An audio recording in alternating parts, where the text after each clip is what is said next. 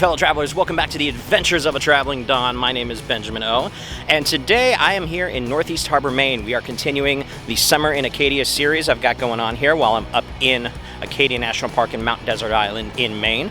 And today's feature, we're going to be doing a few different things. The first one is we're going to go tour a couple of the gardens around here, but of course the main part is the Asticou Inn.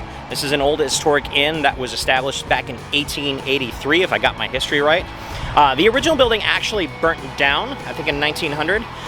So the building you see behind me was restructured and rebuilt in 1901 in just less than a year. And it's been kind of open since then. So I think it's what, 2021? So it's about 120 years now that this building has been standing. It's kind of a landmark area around here, very well known. A lot of rich and powerful have come through here. It used to be very, very exclusive, but over the last few decades, it has become slowly more and more just accessible to the public. And nowadays, you can just kind of come in, have a popover. They brought in the popovers from Jordan Pond House, that recipe. So it's a really good spot. But we're gonna go ahead and tour the gardens. They're not open up till 5:30. So we're gonna go tour the gardens real quick. And I'll show you guys the azaleas and the Thuyas, which the Thuya has a beautiful small like hike up there. And then we'll come back down and grab a popover from Asticou Inn. So, all right guys, let's go.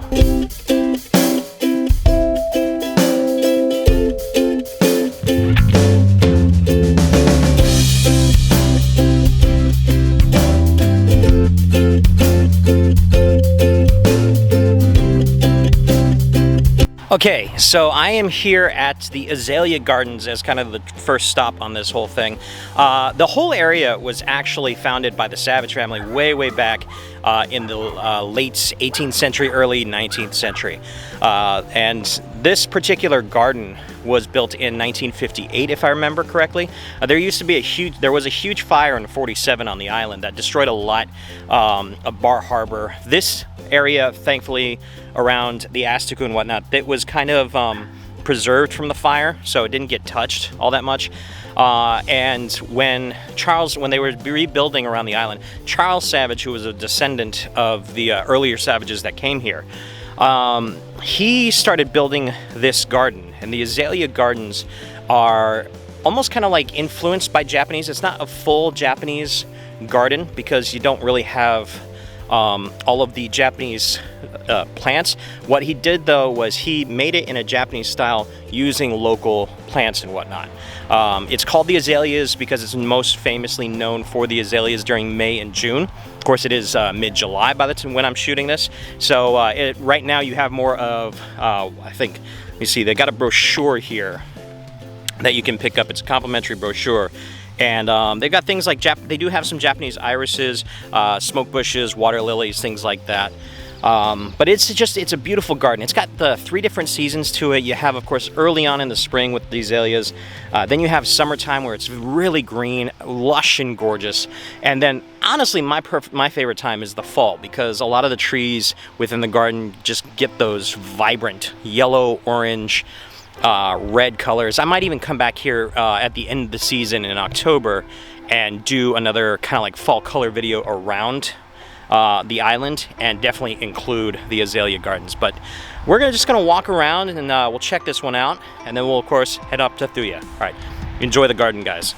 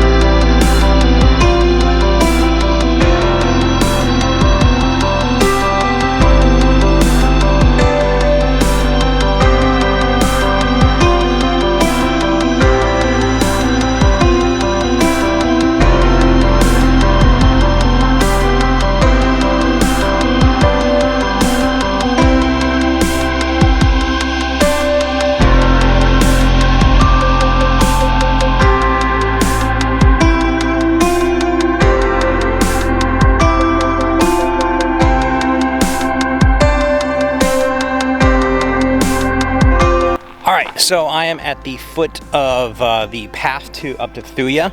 I'll kind of give you an idea of where it is. You head down that road, that is the Asticou. That's maybe about half a mile down there, if even that.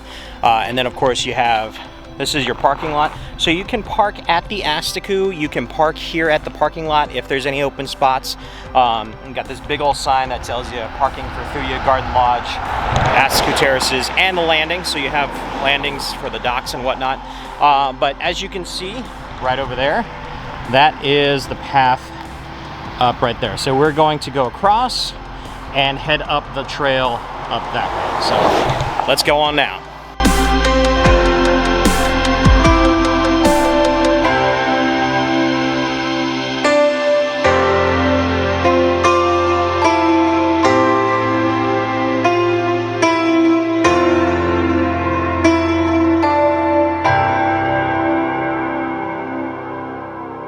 All right, so partway up, it's kind of like the first overlook as you're heading up the terraces. Thuya is up that way. But anyway, you've got a couple different branch offs, but the Curtis Memorial is kind of like the very first stop. It gives you the first overlook of Northeast Harbor, which is absolutely gorgeous. I'll kind of just swing around for you guys to give you a look. So that is the town of Northeast Harbor. It's not super big, but it's a quaint, cute little village. I'll probably eventually do a video all about the towns around MDI in a separate video, just kind of like doing a drive-through on a day off and hit up every town and just do little snippets of each place. It's a beautiful island. All the towns are absolutely phenomenally gorgeous, but that is Northeast Harbor. So we're going to continue on up these steps, and we'll head up to the Thuyas. So come on, let's continue this adventure.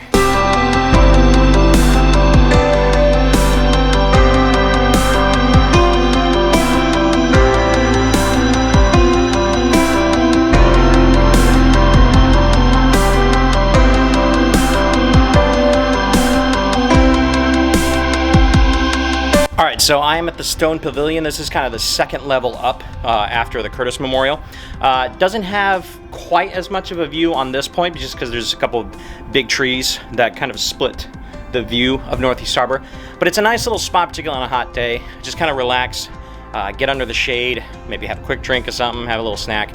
And it's about a little over halfway up to the Thuyas from the ground floor. But you know, it's just a nice little kind of like spot on the way up to Thuya. So, all right, we continue on.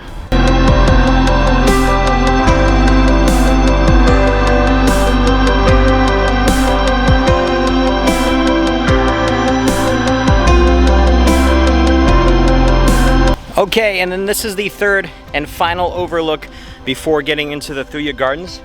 Thuya Gardens are just right up this path right here. And let me give you the final overlook, which gives you the best view of Northeast Harbor, honestly, anywhere on the island. So this is of course the small little bench area, and that is your view of Northeast Harbor from above. Not too bad, huh? Not too bad. Alrighty, let's get to the garden, shall we?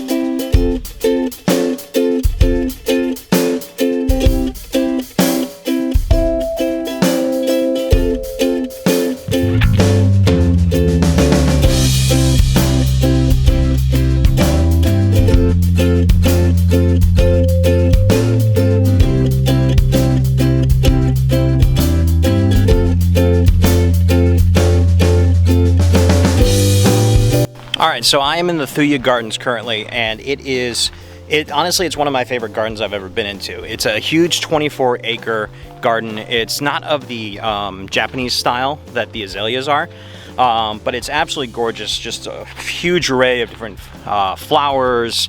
The way that they did the landscaping and everything. I think it was, the lodge itself was built in 1916 and opened to the public in the 1930s. The gardens were, I think, a project that took like the whole of the 1950s in collaboration with, of course, Charles Savage, who did the Azalea Gardens, John D. Rockefeller, and a few others that all kind of like came together with funding and also the creation of the gardens. I'm just gonna give you guys another walking tour like I did with the azaleas, and you can see how gorgeous, how widespread it is. Last time I was actually up here was in 2019 when I actually worked at the Asticou, which we'll go to later. We came up at the very beginning of the season and had kind of like a nice quick tour with a guide up here. And then I was also here the year before in 2018, a very special place for me because a very, very good dear friend of mine got married up here, and they had the ceremony right in the middle of the gardens. But really, really cool spot. But anyway, on with the walking tour. Hope you guys enjoy, and then I'll see you guys down at the Asticou for some popovers.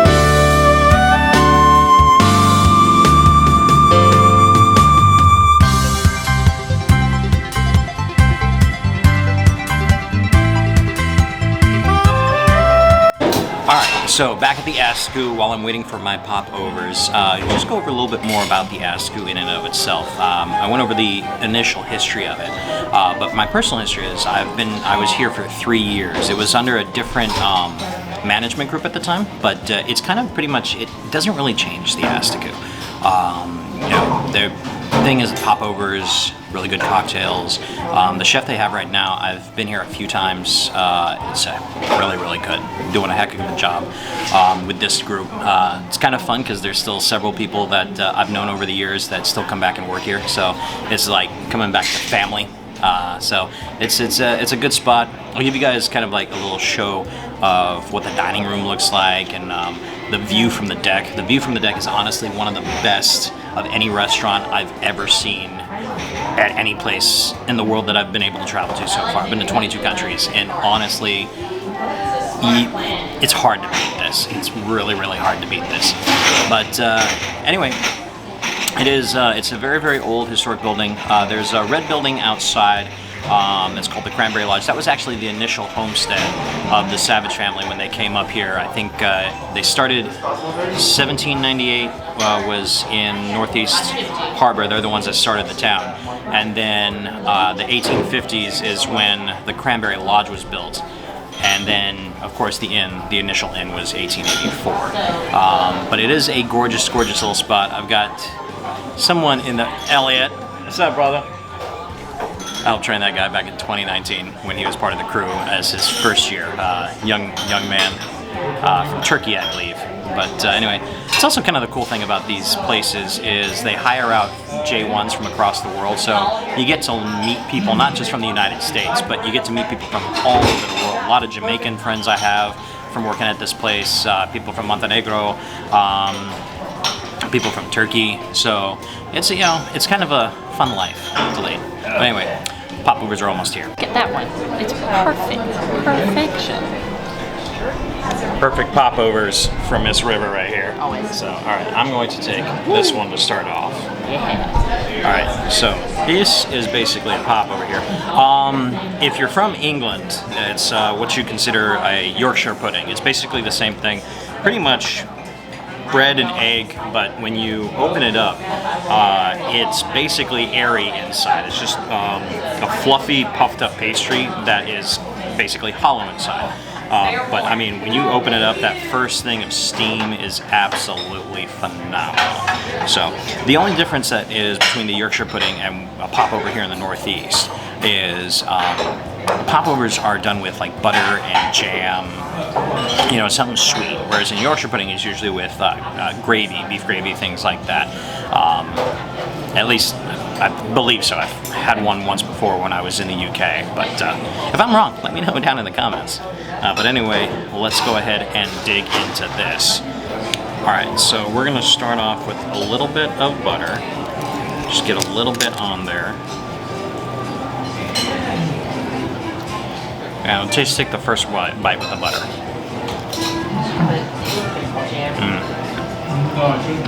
You can taste the egg in it.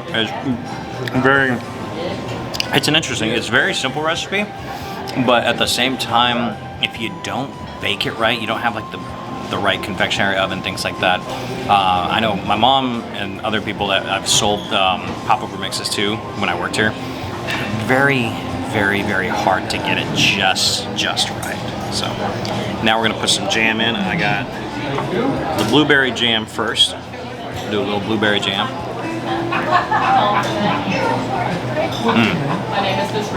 It's good stuff. I'm definitely a fan of that. And then we'll do the strawberry jam. Interesting thing is, because the tradition of the popovers, at least in Maine, really starts with the Jordan Pond house, which you can see my Jordan Pond video. I didn't do the house yet, but Jordan Pond video, I'll leave a link in the description, or you can just check out my channel. If you haven't subscribed already, subscribe please. But it's oddly enough, where Maine is such a blueberry place, the whole tradition has always been with strawberry jam. I think they've always had blueberry jam, but for some reason at the Jordan Pond house, it was always strawberry jam. I don't think I've ever gotten the answer as to why, because this is blueberry capital of the world, and yet strawberry jam is what, you know, where it started. I've never understood that, but you know what? It is good, so. So the strawberry jam's not as sweet as the blueberry jam. It's got a definitely different texture or different flavor to it, but really good. So that, ladies and gentlemen, is a popover. So I'm gonna dig into this, and then I think this will be close to the end of the video. I'll give you guys a little kind of look around, see. But I'm gonna dig into this real quick, and then we'll continue on from there. By the way, guys, so this is one of my disciples from back in the years. This is Mr. Garnett from Jamaica. Garnett, I got a question for you with the popovers. How many guys do you set in a day? Hard question, but I think probably well over, for the whole day, probably like 200? 200, really? 150, yeah. Like almost every table is having at least, they're having like 2 orders per person. Yeah. And 70% of the table that comes here have 2 orders per person. So if we do like at least like 170 covers on average per day. So if you do the math, 70% of 170 covers, would which be consists of, somewhere orders between per person. 250, maybe sometimes 300 if you guys have it. Yeah, so that's a lot of freaking popovers to make. A lot of pops, man. Like back in the day when we did lunch, you remember that? I mean, we were doing 400 or 500 people in a full day. So there was times where that kitchen would bust out popovers. Yeah, I know. You know, there. So, anyway, thank you, Mr. Garnett. I will definitely do one more popover. Alright, sounds good.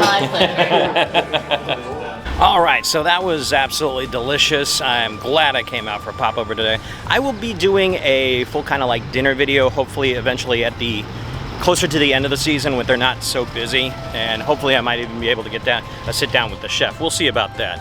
But definitely come in next time you guys are ever in MDI. Hit up Northeast Harbor, hit up the Asticou Inn, get a popover, and say hi to all my friends if they're still there in the coming seasons going forward. But anyway, guys, this is the Travel Don. My name is Benjamin O. I am signing off. If you haven't already subscribed, please subscribe to the channel for more travel videos coming up. And you guys have a wonderful evening and keep traveling. Peace, guys.